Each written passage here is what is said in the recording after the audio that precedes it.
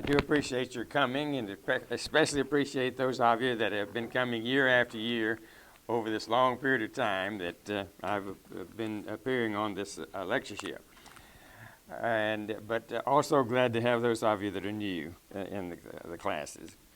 Now, our Bible was written first in Hebrew and in Aramaic and in Greek, so that across most of its history, it has had to be read in translation and not in these original languages.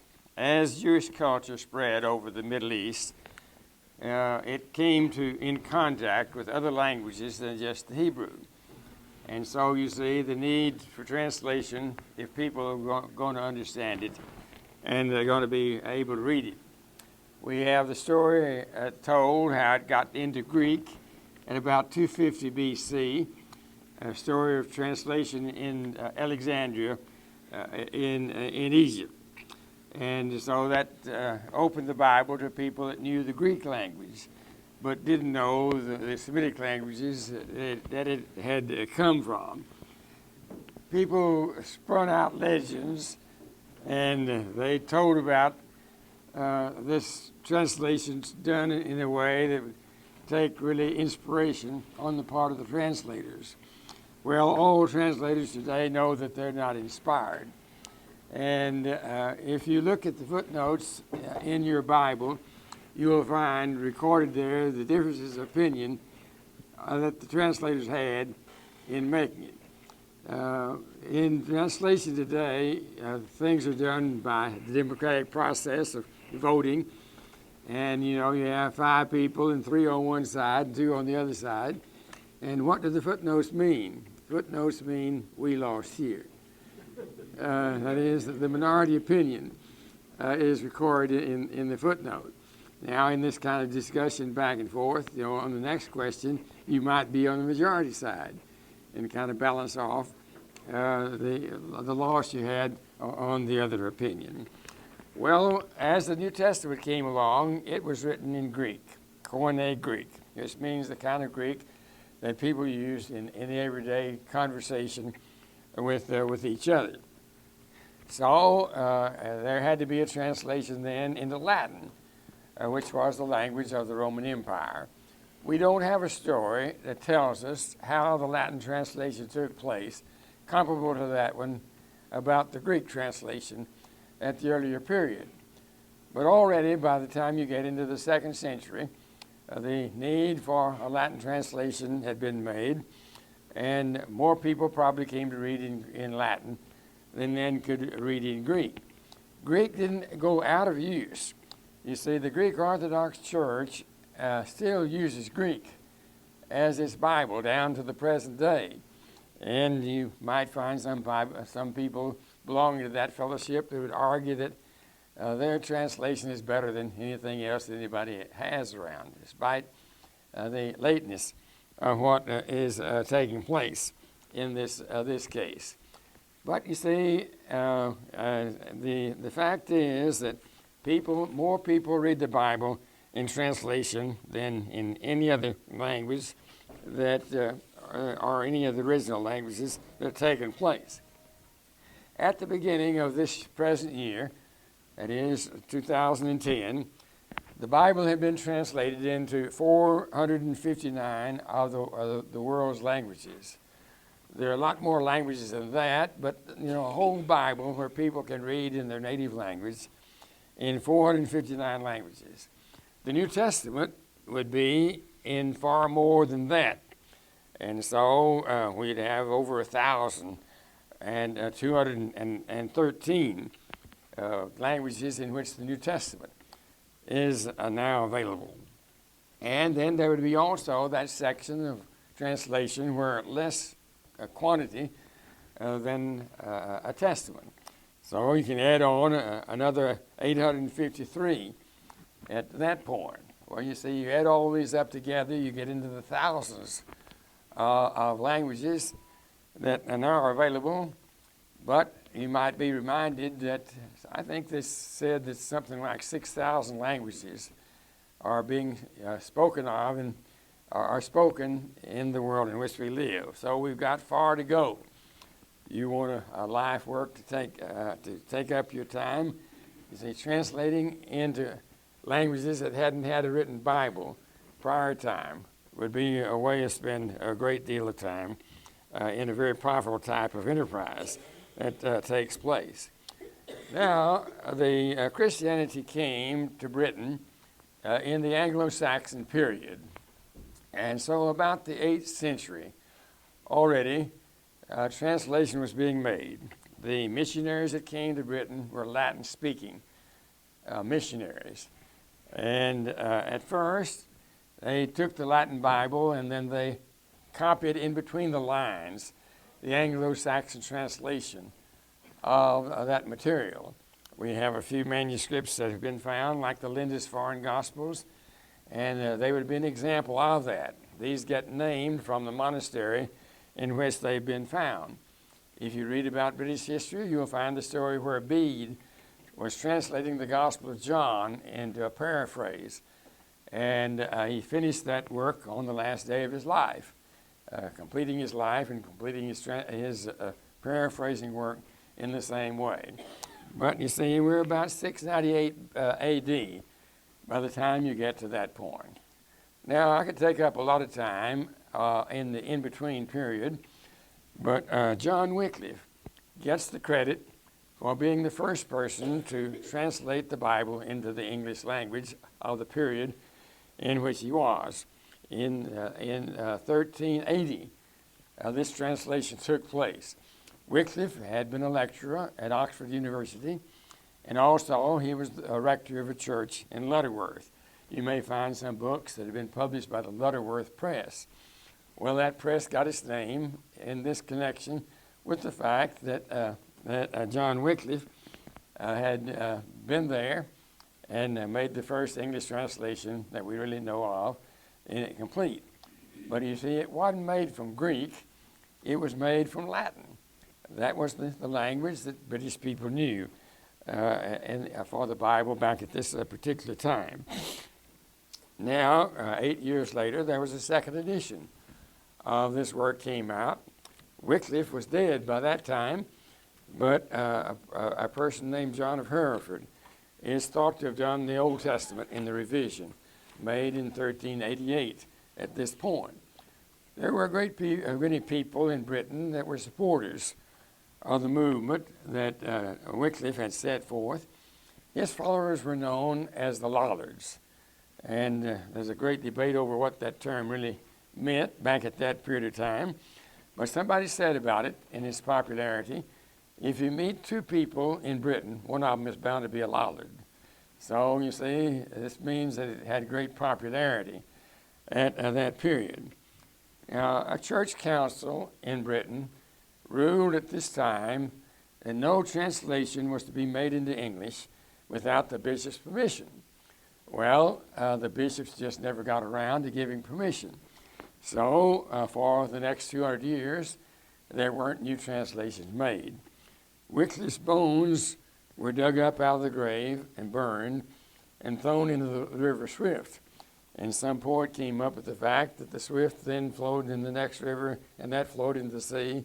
And that's the way the ideas of John Wycliffe had done going throughout the world at this period. The Council of Constance had denounced Wycliffe in this sort of way. There also is another translation, fragments of a translation that were edited 100 years ago by a lady named Anna Paues, P-A-U-E-S, is the way her last name is spelled. And it's in the Bodleian Library at Oxford University. So you see, we have both Wycliffe and then we have this fragment there, work at that period of time. Now, a translation work at this point would be manuscript. You see, printing by movable type wasn't invented until 1450 when Johannes Gutenberg discovered that type of work. Well, this made the task of repeating books much easier and much more reliable than had been before. Wycliffe's translation was then printed up in the 19th century, and again it's been reprinted in the 20th century. And if you wanted a copy in printed form, you now could find one in one of the bookstores. But it wasn't in printed form to begin with at this point. But things took place in Britain that changed the picture a great deal. It was that in this intervening period that the Protestant Reformation took place.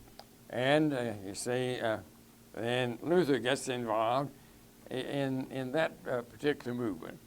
Also, the Jews were driven out of Spain, and they took their Hebrew manuscripts with them, and so Hebrew came to be known much more widely in Britain than ever been before.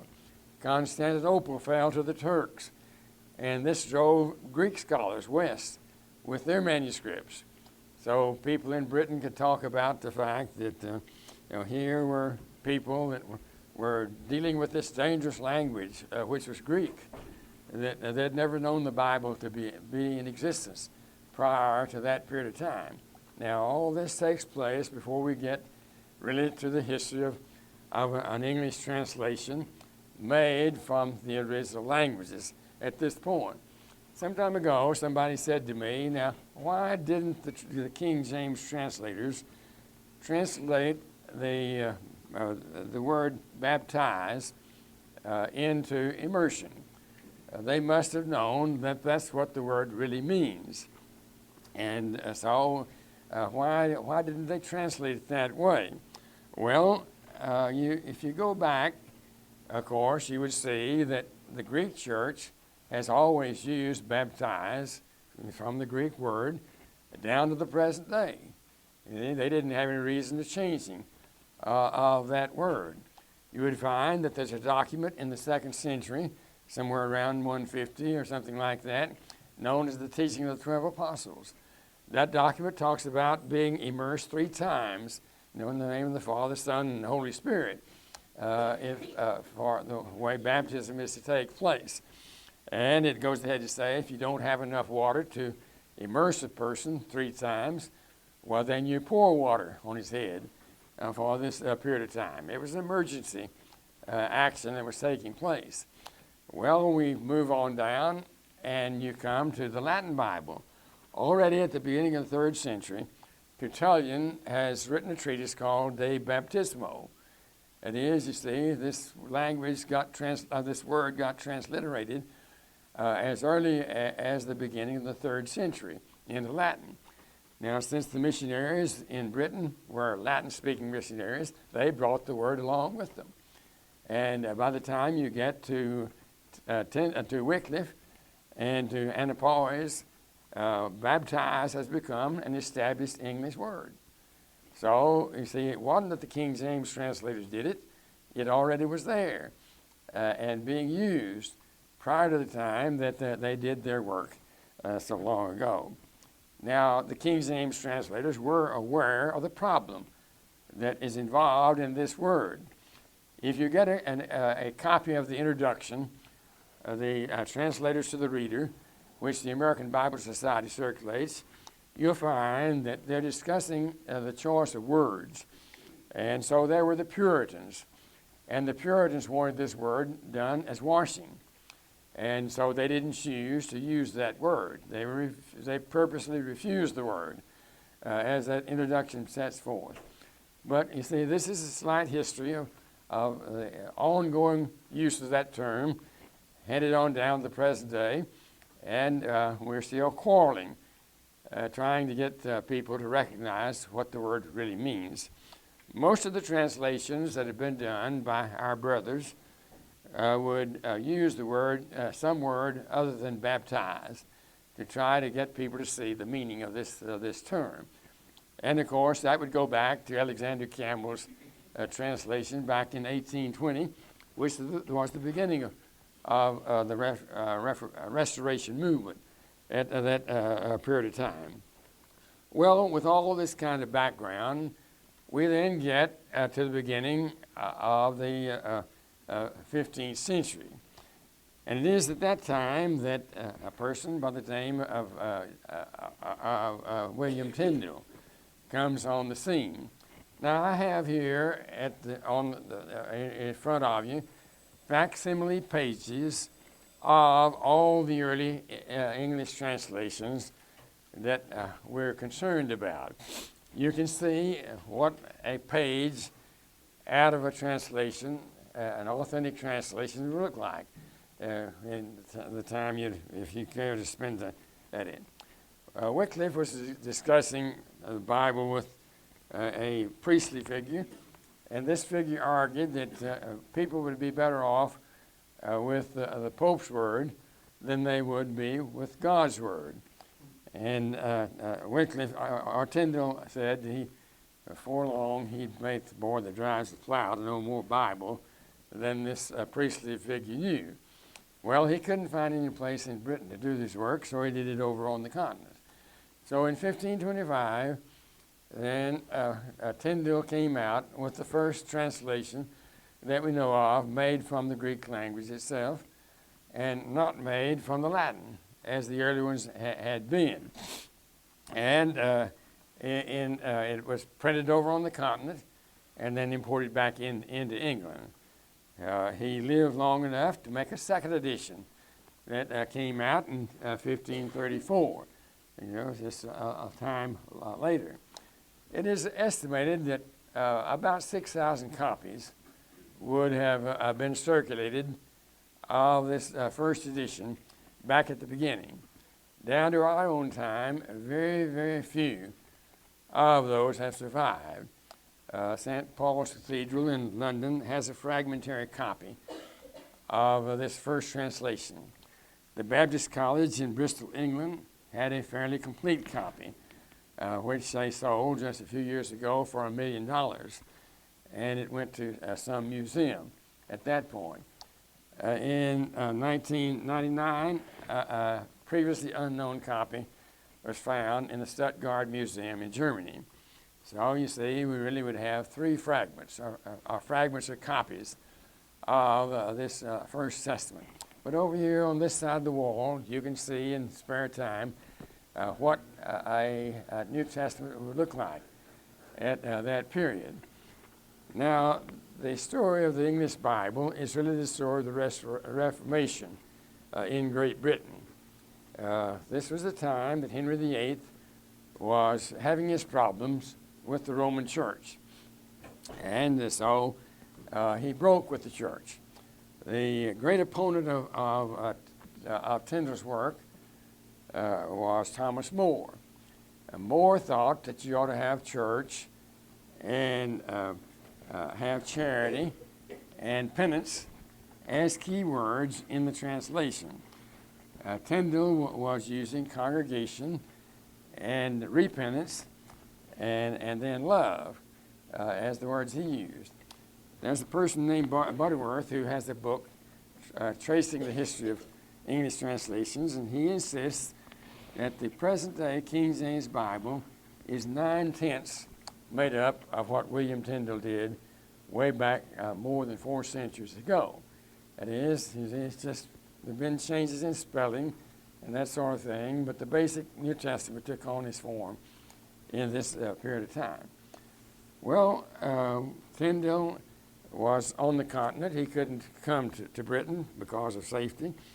He was betrayed and was arrested and then was martyred, still over on the continent in the area that would be Belgium at the present day, and died with the words on his lips, "Lord, open the King of England's eyes." Well, within a year, Henry VIII had authorized the circulation of an English Bible. And that was done because of work then was done by a person by the name Coverdale. This is the second one over on this side. Coverdale didn't know Greek, and he didn't know Hebrew. He had the aid of Tyndale in the work that he was doing, and then other people that knew the original languages. But here we have, you see, the first time you have a whole Bible. Tyndale's work was just a New Testament, but Coverdale came out with the entire Bible. Now it was different. Coverdale had the Apocrypha in between the Old and the New Testament, with a note reminding people that it wasn't of the same authority that the rest of the books were. He had a preface and gave information along that line. Well, you see, he started a practice that has been continued in some circles of Christendom all the way down to the present day. The Roman Church still had all these books scattered through the Old Testament. Coverdale put them together. And the next Bibles we'll talk about all were that way. They had the Apocrypha in between the Old and New Testament. And that'll go on down through the King James Version, which is on the far side. When it came out, it was exactly that same sort of way. But you can see a facsimile page of that. Some years ago, I had the good fortune to come upon a facsimile edition of a Coverdale Bible, which I have back in my office back in Memphis. Old Bibles are very valuable as time has gone along. And, you know, if you wanted to make an investment, which wasn't my purpose, you know, to buy an old Bible has been the way that you could run up your money in quite a way. But I didn't bring that one over today, but it is just as represented in this point. Now, Bibles came out in Britain in rapid form from this time on when it had become legal for people to circulate the Bible in English. So we move along and we come to Matthew's Bible in 1537. And this is thought to be done by John Rogers, who had taken a pseudonym of Thomas Matthew as his name. And that came out with some reprintings after the original edition set forth. Moving a few days later on, we come to 1539, and the Bible that's known as the Great Bible then comes out. This again still was being done largely by Coverdale with the aid of some other scholars. Now it's called the Great Bible because of the size of it. This Bible was 16.5 inches high, and it was 11 inches wide. You know, a piece of paper is 11 inches, just to get the size of it. There were 7 editions of this Bible that came out in very rapid succession at this point. And it's quite a curiosity. We don't have a book in either of our libraries, that is in Memphis or here in Searcy, that would be very valuable if one ever stumbled on to one of them. A man back in the last century did a study book on just the 7 editions of this great Bible. Abilene happens to have a copy of that book, but I don't know where you'd find one if you had the money that you wanted to put into an investment of that sort. But you see, we're moving along, and you could find studies that would show what change took place as you go along through each stage. We'll move along next, and we come to the Geneva Bible of 1560. Now, during the reign of Mary, Queen of England, it was not healthy for Protestant people to be in England. So there were a lot of refugees then on the continent at that period of time. And those people that were there were still there when Elizabeth came to the throne. They delayed their return in order to complete the Bible that they were doing. So the Geneva Bible came out, edited and published at Geneva, Switzerland at that point. Well, this turned out to be one of the most influential English Bibles. It went through something more than 120 editions across the period of its lifetime.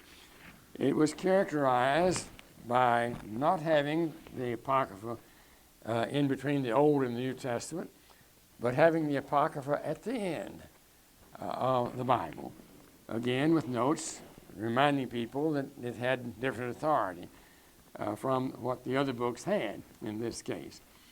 But it also was characterized by having a lot of notes along the margin explaining what was taking place. Some of these notes were anti-Catholic, and some of them were I guess you'd say the third part of the Reformation, a type of attitude. People loved the notes a great deal. And time went along, and for more than a generation, people were reading the Bible in that form. If you went down to the Bible office here in this building, you'd find that there is on display there a Geneva Bible. And it has one characteristic by which you can always identify that it is a Geneva Bible. In Genesis chapter 3, when Adam and Eve are on the verge of being cast out of the Garden of Eden, the Lord took fig leaves and made breeches for them. So this Bible has come to be known as the Breeches Bible by that reading at that point. Now, when some philanthropists gave us that Bible that's in the Bible office, it was given under the name of the next stage, which is the Bishop's Bible. And the date of its publication was also furnished by our friends. Well, I happened to look in an index and discovered that there was no known Bishop's Bible published that year. And so this set a problem. Here maybe somebody has made a discovery that nobody ever knew about before. That's one possibility. But you see, no Bible of that sort. So I said to the people, now look over in Genesis 3 and see what that verse says. And so they did, and it said breeches. Well, I said, that's not a Geneva Bible. I mean, that's not a Bishop's Bible. There is a Geneva Bible that was published that year. And so if you go down and look now, why you'll find that it's not displayed as a Bishop's Bible, it's a Geneva Bible. So you see, it'll be one that's like facsimile that we have, the page that's here. Now, the Church of England authorities didn't like the notes that were in the Bishop's Bible. So they came out then with a translation made primarily by the bishops in England. And that's how it gets the name of the Bishop's Bible. It's a plural, it's not a singular in this case. Made up by various bishops in England. That came out in 1568. And it purposely different. It has some peculiarities, one of which comes in Ecclesiastes at chapter 11. And so it says, lay your bread on wet faces. Now, you might find that, cast your bread on the waters in the King James Bible. But, you see, some peculiar reading gives a nickname to Bibles back at this period of time. It also has a note in the margin. It comments about the islands in the Atlantic. And it talks about these are like the islands that had been found by Christopher Columbus in his activity. So, a few peculiarities of that sort. Well, the Church of England, you see, at this point had gotten to where it was legal to have a Bible in every church, and some authority pushing for every church to have that kind of a Bible to be made use of by people. But, you see, the main competition was the Geneva Bible that people liked. The Geneva Bible had been published in large size as well as in small size. Now, over at Memphis, we have a Geneva Bible. That's a pulpit-sized Bible, and not a small one like we'd have over here on the sheet. This 120 to 140 editions gave opportunity for many different sizes then to be published. Now, the Catholics weren't in the frame of mind in Britain to be left behind. So the next stage is the Reims-Dewey translation. And so you can see that in 1582, then the Reims New Testament came out. It was published on the continent because now it had become unhealthy for Catholics to be in England. You see, with Elizabeth, the whole situation had changed. The Reims New Testament was translated out of Latin, not out of Greek, translated out of Latin into English. It preserved a lot of Latinisms in the translation. It got the nickname, the translation that needs translating, because of all of these Latin terms that are being used. It has a dictionary in the back in which there are 52 Latin terms that it defines in English. Somebody was reading the introduction to this translation when it first came out, translated out of Latin into English. And in keeping with the atmosphere of the times, he said it's a lie. It's not English. But this was what the Catholics had on their side. Now, it was quite a long time, more than 20 years, before they had the money to bring out the Old Testament. And it came out in 1610. And then there doesn't seem to have been a great demand for Bibles by the Catholics. They didn't get a second edition out until about 1634. So you see a long span of time in which the Protestants were publishing Bibles just right and left. Well, all that gets us around to the fact then that in the early part of the 1600s, the time had come for the Church of England to have a new translation. And so a council was held in the early days of King James, and a suggestion was made, which surprisingly enough, King James took up and proposed that he had never seen a translation that had been done well. So various officials were appointed to set this process in order, and it got underway in 1604. And the committees were appointed from the various universities to do the work in making this revision. The instructions given by King James authorities specified that the bishop's Bible was to be consulted in the work that was being done. It also had then a list of other translations earlier than that were to be consulted if there's any problem encountered in this way. And so from 1604 down to then 1611, the work on this translation was taking place. And by 1611, it was ready to be circulated among the people. Now, back in 2004, the Bible Society had a symposium in New York City marking the beginning of the work on the King James Version. The publisher, Robert Barker, furnished 40 copies of the Bishop's Bible for the workspace, or the work tools to be used by the translators for comparative purposes. All those that we know of have disappeared except one, and there is one manuscript in one of the British museums or libraries that has notes in the margin. And it is thought, at least by some scholars, that these are notes made by the committees in the time that they were discussing the verses that were taking place to come up with what had happened. Now, when it's all completed, why, it was ready for the public. As you can see, next year is going to be the 400th year of this translation. And I'm not a prophet or a prophet's son, but I would reject that you'll see quite a few celebrations marking the birth of this translation 400 years ago, which is, of course, altogether in order that that should happen.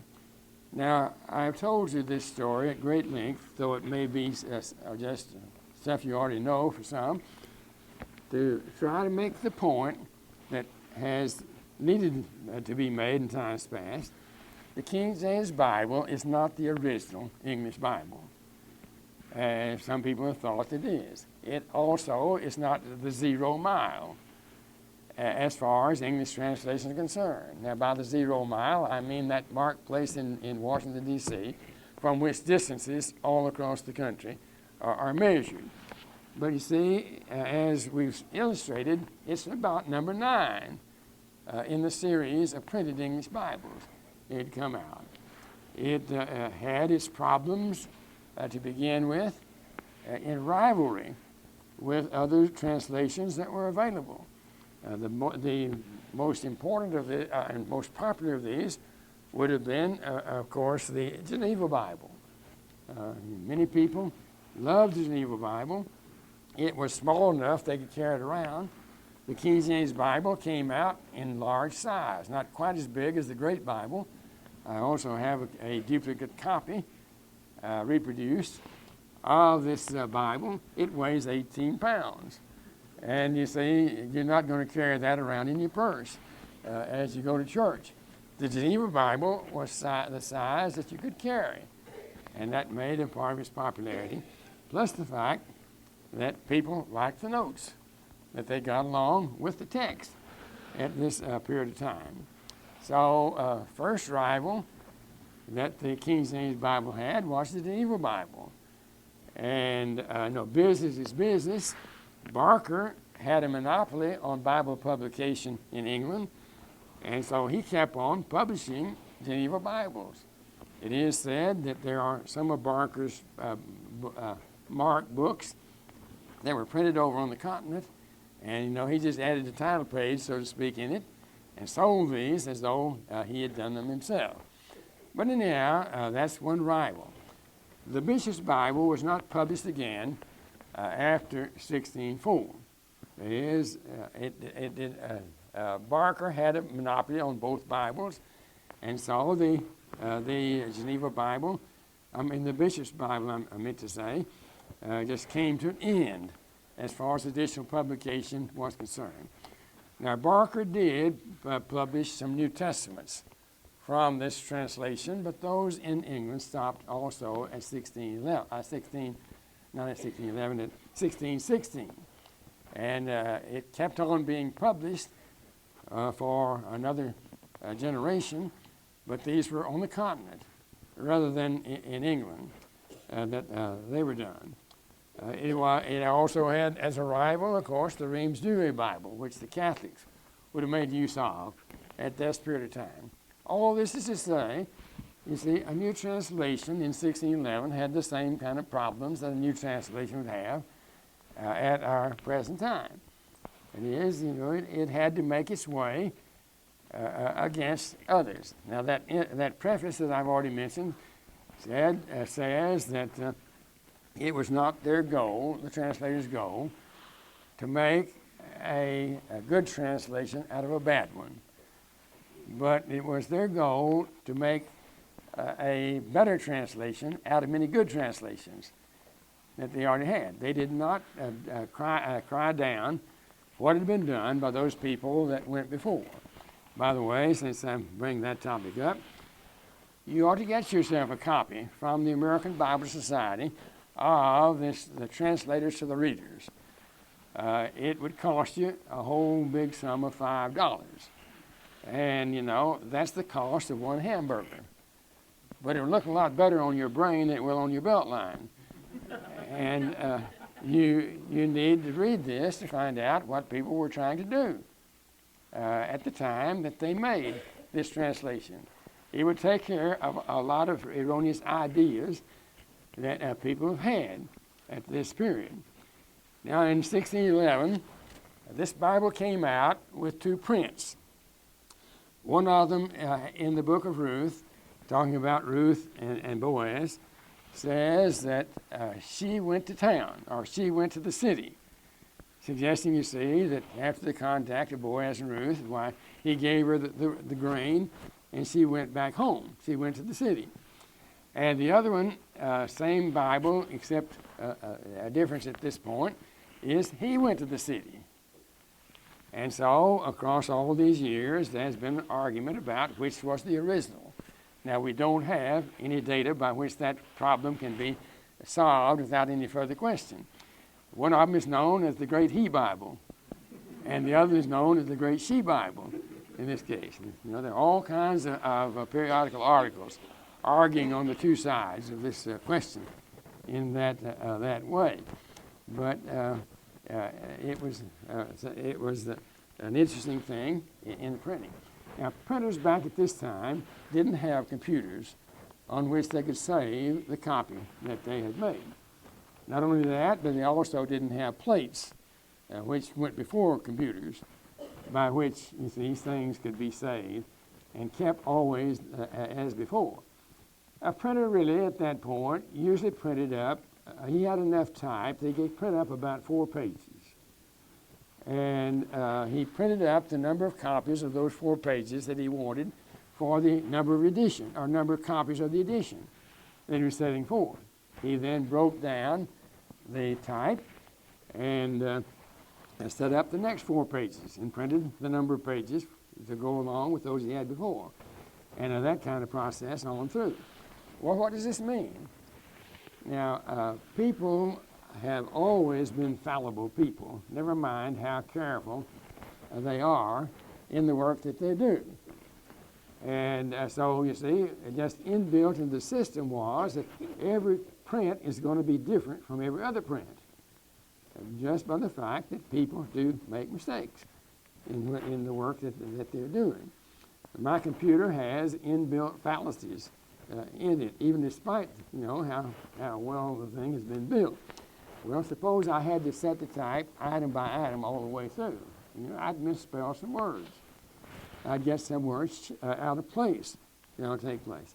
In the 119th Psalm, verse 161, there is a passage that says that princes have persecuted me without cause. And in the 1613 edition of the King James Bible, this says that printers have persecuted me without cause. And in studying the text of the King James Bible for that article that was mentioned by the introducer a while ago, that's the way I did. I've been studying all I could find about the text of the King James Bible, and I said that these people were good prophets. Printers had persecuted me without cause, and having to search out what I was having to search out at that period. Now, one historian says that the brothers were not satisfied with what had taken place in the printing of this, or making of this translation that had been printed. There was one person who said that it would grieve him as long as he lived for having anything like that to go out among the public, and that he thought that the king ought to burn it and get free all the people for that. Now, again, I'm pointing out to you that, you know, this idealizing the King James Bible that people have doesn't really fit the facts of time as they ought to be done. The King James had to make its way, just like any other translation, had to make its way back at the beginning of time. We have a few rather interesting oddities take place.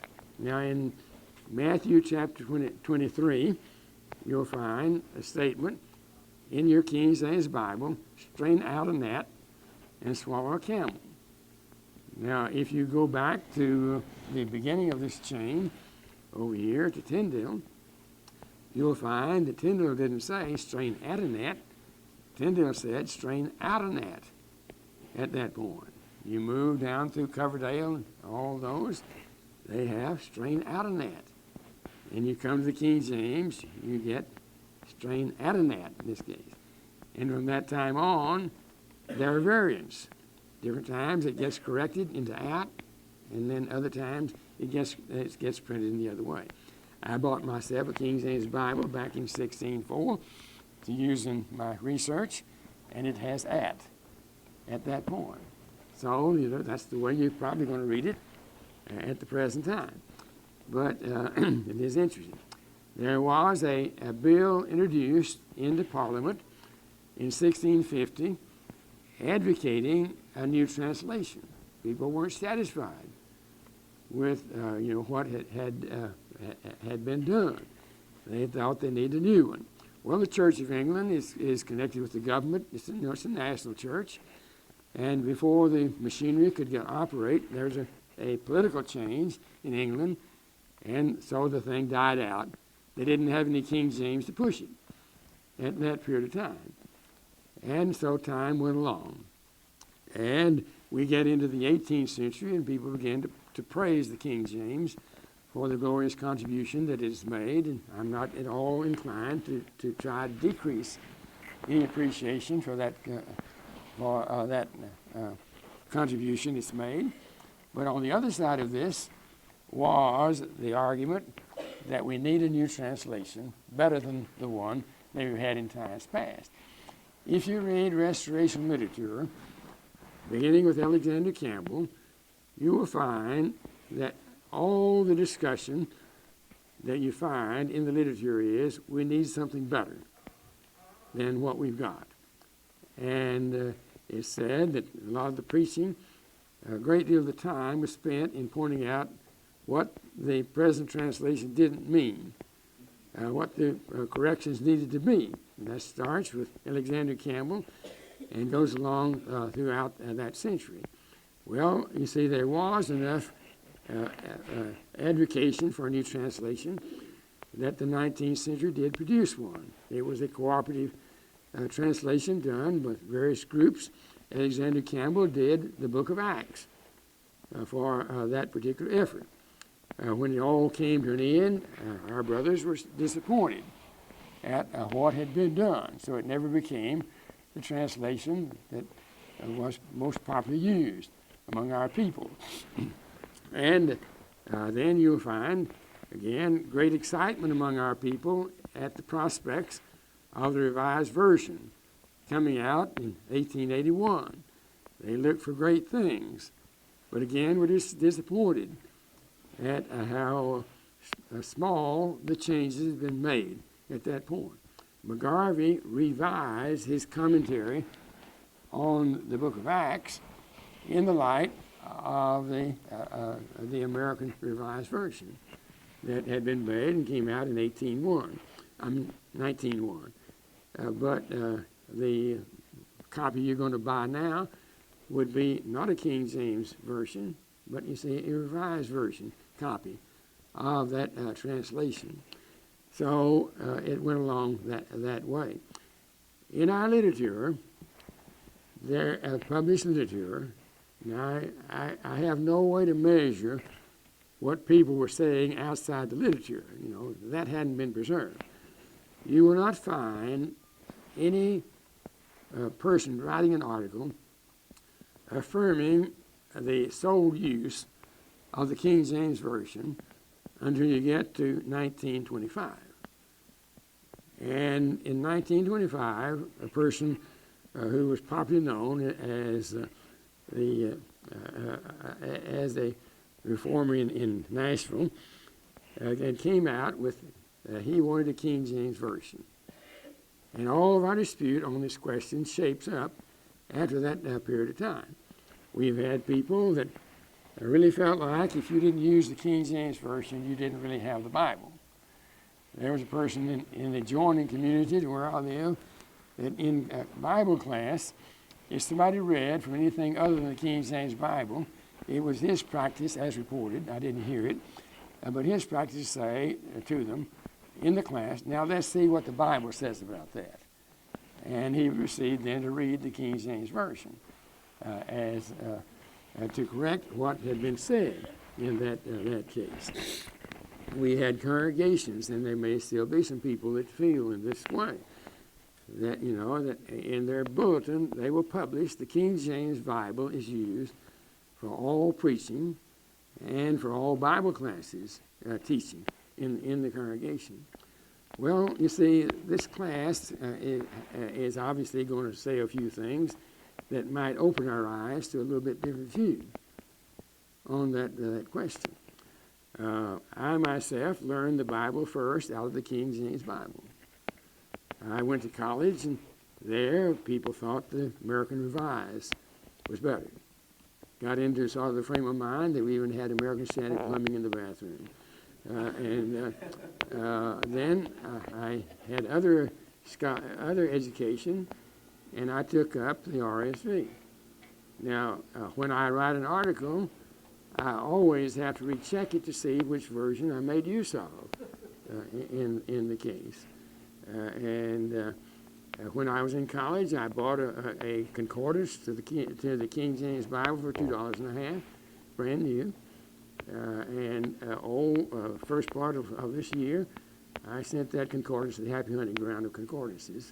And what did I do? I bought another King James concordance. My brain just works that way.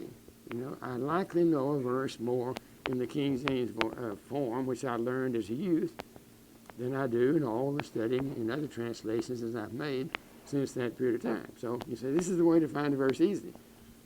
I have other concordances, but you see, working in that way. Well, we've got to stop at this point, but I think you might give thought to the point I made a moment ago. We don't have in our published literature King James only until 1925. And the argument that we've had is it comes since that period of time. Well, time has run out. I appreciate your attention. The second class of this class begins in about 10 minutes, and we'll go on another journey different from the one we've had at this point.